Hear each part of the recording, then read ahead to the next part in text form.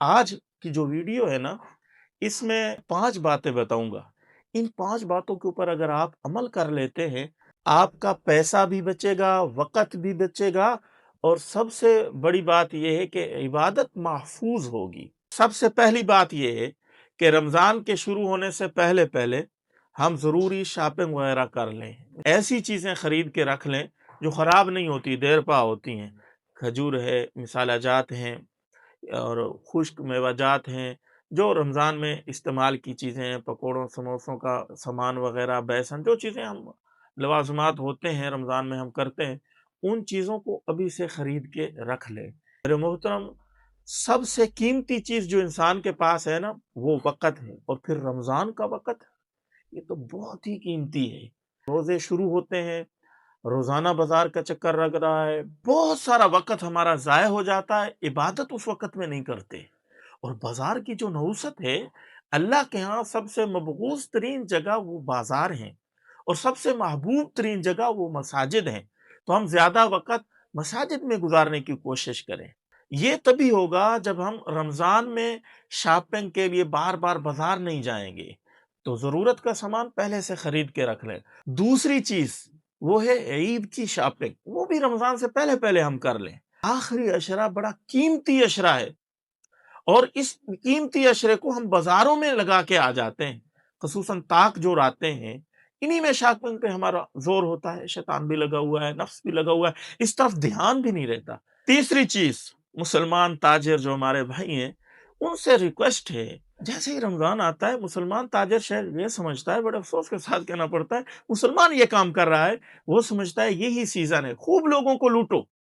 आम दिनों में जो चीज़ सस्ती होती है, इन दिनों में महँगी हो जाती है। खजूर देख लें, फ्रूट देख लें, दूसरी अशिया, पकौड़ों, समोसों, जितनी भी अशिया हैं, जो रमज़ान में ज़्यादा इस्तेमाल होती हैं, वो रमज़ान के दिनों में महँगी मिलती हैं और गैर मुस्लिम भी मुसलमानों के रमज़ान का एहतराम कर रहे होते हैं, चीज़ें सस्ते दामों में दे रहे होते हैं। चाहिए तो ये था कि हम मुसलमान ये काम करते, ताकि हमारे लिए भी सदका जारिया हो, इफ्तारी में हमारा भी हिस्सा मिल जाए, तो रिलीफ़ दें।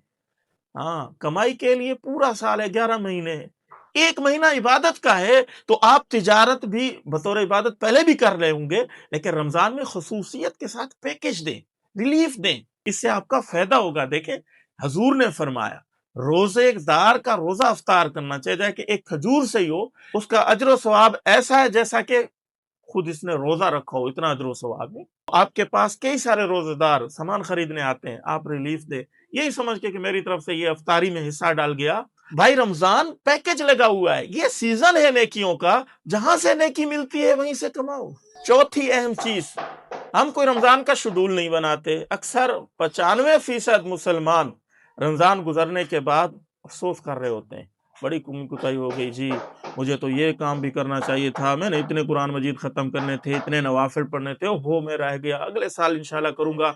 यानी शेड्यूल न होने की वजह से सारे काम हमारे तितर बितर हो जाते हैं, सारा वक्त हम इधर उधर जाया कर देते हैं, इबादत में वक्त नहीं गुजार सकते। अगर आप चाहते हैं कि आपका रमजान सही गुजरे और उसके ऊपर आप फख्र महसूस कर रहे हो कि अल्हम्दुलिल्लाह इस दफा मैंने रमजान में खूब इबादत की, माशाल्लाह, इफ्तारी, सहरी का, तरावी का, रोजे का तो शेड्यूल बना हुआ है, नफली इबादत जो है उनका हमने शेड्यूल बनाना है। मैंने नफल इशराक के पढ़ने हैं, अवाबिन के पढ़ने हैं, उसका एक शेड्यूल बनाए, नफली सदका करना है, हाँ जी, किसी के साथ भलाई करनी है, उसने सलूक करना है, ये जितने भी इजाफी चीजें हैं, नफल चीजें हैं, इनका शेड्यूल बना लें, लिख लें, 30 दिनों का शेड्यूल हो, रोजाना लिख लिख के रखा हुआ हो, जो काम हो जाए उसके ऊपर टिक करते जाएं, जो ना हो उसके ऊपर क्रास लगाते जाएं और दूसरे दिन उसका खमियाजा कर लें, उसकी जो कमी पूरी कर लें।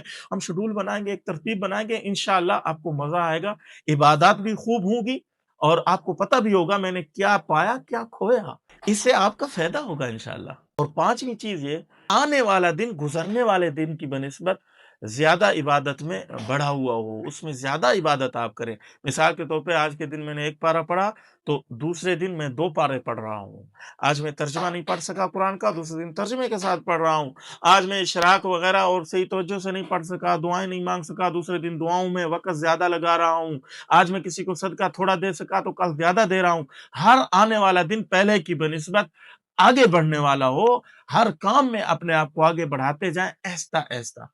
جب یکبارگی آپ عبادت میں زور لگائیں گے 5 دن 7 دن 10 دن زیادہ سے زیادہ، پھر آپ تھک کے ہار کے بیٹھ جائیں گے۔ ایک ترتیب سے، ایک تسلسل کے ساتھ تھوڑی عبادت ہو لیکن روزانہ کریں، آہستہ آہستہ اس کی ٹائمنگ بڑھاتے جائیں، انشاءاللہ یہ بھی آپ کے لیے مفید ہوگا۔ یہ چند باتیں میرے ذہن میں آ رہی تھی، میں ضروری سمجھتا تھا آپ کے ساتھ شیئر کرنا۔ آپ کے ذہن میں کوئی اور بات ہے وہ بھی کمنٹ میں کر دیں، ہو سکے تو اس کلپ کو شیئر کریں۔ السلام علیکم ورحمۃ اللہ وبرکاتہ۔